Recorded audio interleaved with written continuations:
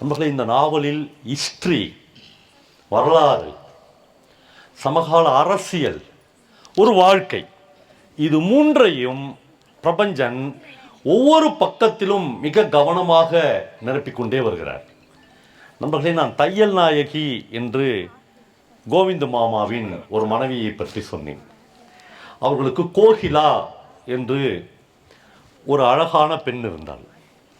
பிரபஞ்சன் எப்பொழுதுமே பெண்களை அழகான பெண் என்று இதுவரையிலும் எழுதி நான் பார்த்ததே இல்லை.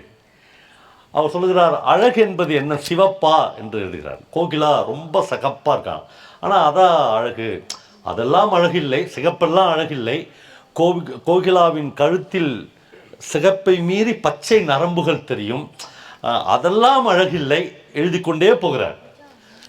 இந்த கோகிலாக தன்னுடைய கடையில் எடுபிடியாக வேலை செய்கிற தன்னுடைய சொந்த மைத்துனன் தையல் நாயருடைய சொந்த தம்பி, அவன் பேர் மீனாட்சி சுந்தரம், அவனுக்கு கல்யாணம் பண்ணி கொடுக்கறத பற்றி பேசுகிறார்கள். நம்மளே ஒவ்வொரு தகப்பன்களும் ஒரு தாயும் இந்த பகுதியை மட்டும் படிக்க வேண்டும் என்று நான் ஆசைப்படுகிறேன்.